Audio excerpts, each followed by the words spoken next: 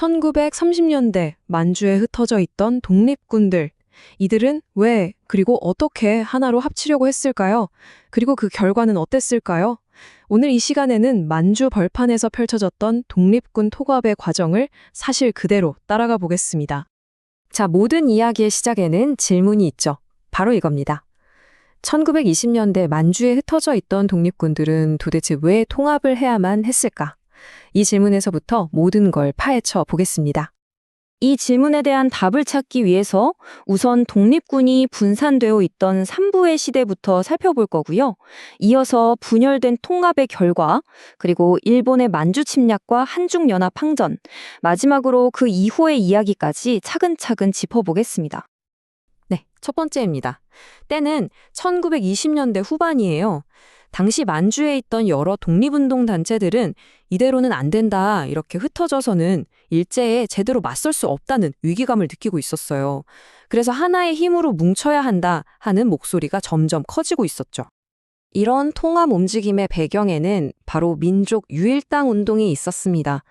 당시 중국 본토의 영향을 받아서 여러 독립운동 단체를 하나의 강력한 정당, 강력한 조직으로 만들려는 시도였던 겁니다. 그럼 통합 논의 이전에 만주 상황은 어땠을까요? 이때는 참의부, 정의부, 신민부 이렇게 세 개의 조직, 이걸 줄여서 삼부라고 부르는데 이 삼부를 중심으로 독립운동이 이뤄지고 있었습니다. 이들은 그냥 군사 조직이 아니었어요. 그 지역 한인사회를 다스리는 일종의 자치정부 역할까지 했습니다. 자, 그런데 하나의 목표를 향한 길이 순탄하지만은 않았습니다. 이 통합 시도는 결국 예상치 못한 분열이라는 결과를 낳게 됩니다. 문제가 뭐였냐면요. 바로 통합 방식에 대한 의견 차이였습니다. 새 조직을 어떻게 구성할 거냐 이걸 두고 내부에서 합의를 보지 못한 거죠.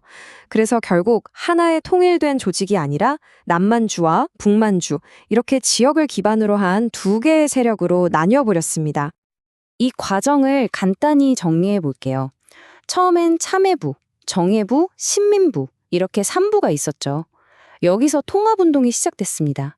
하지만 결국 남만주의 국민부와 북만주의 혁신의회 이렇게 두 블록으로 나뉘었고 이들이 각각 조선혁명군과 한국독립군이라는 두 개의 군대를 만들게 된 겁니다. 이 표를 보시면 분열의 결과가 한눈에 들어옵니다. 남만주에서는 국민부가 조선혁명당을 만들고 그 산하에 양세봉 장군이 이끄는 조선혁명군을 뒀고요. 북만주에서는 혁신의회가 한국독립당을 만들고 그 아래에 지청천 장군이 이끄는 한국독립군을 둔 거죠. 조직, 정당, 군대로 이어지는 평행한 구조가 만들어진 겁니다. 이렇게 내부적으로 분열되어 있던 상황에서 모든 판을 뒤흔드는 외부 충격이 터집니다. 바로 일본의 만주 침략이죠. 1931년에 만주사변이 일어나고 바로 다음 해에 일본이 허수아비 국가인 만주국을 세웁니다. 이 두 사건 때문에 상황이 완전히 바뀌었어요. 이제 한국과 중국의 독립 세력에게는 일본이라는 공동의 적이 생긴 겁니다. 힘을 합쳐서 싸워야만 하는 상황이 된 거죠. 공동의 적이 생기자 새로운 국면이 열렸습니다. 바로 만주 전역에서 한국 독립군과 중국군이 함께 싸우는 한중연합항전이 시작된 겁니다. 먼저 남쪽을 보면 양세봉 장군이 이끄는 조선혁명군이 중국군과 연합해서 일본군에 대한 본격적인 공격을 시작했습니다. 특히 1932년의 영능과 전투, 그리고 1933년의 흥경성 전투는 한중연합작전의 아주 대표적인 승리로 기록되어 있습니다. 자, 같은 시각 북만주에서도 치열한 전투가 벌어졌습니다. 지청천 장군이 이끄는 한국 독립군 역시 중국군과 함께 일본에 맞서 싸웠습니다. 이때 쌍성보 전투와 대전자량 전투에서 거둔 승리는 일본군에게 정말 큰 타격을 줬고요. 우리 독립군의 사기를 크게 끌어올리는 아주 중요한 계기가 됐습니다. 이렇게 큰 승리를 거두긴 했지만 연합은 계속되지 못했습니다. 이 치열했던 항전 이후 독립군들은 각자 어떤 길을 걷게 됐을까요? 두 군데의 미래는 서로 달랐습니다. 한국 독립군의 일부는 중국 본토, 즉 관내로 이동해서 대한민국 임시정부에 합류하는 길을 택했고요. 반면에 조선혁명군은 만주에 남아서 1930년대 후반까지 계속 무장투쟁을 이어갔습니다. 그리고 여기서 꼭 기억해야 할 또 다른 흐름이 있습니다.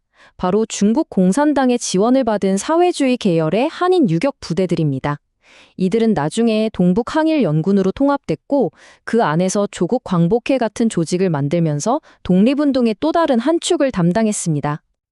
네, 오늘 우리는 분열에서 시작해서 통합을 시도했지만 다시 분열하고 또 외부의 적 때문에 연합하는 이 험난한 과정을 거쳐온 독립군들의 이야기를 따라와 봤습니다. 마지막으로 이 질문을 던져봅니다.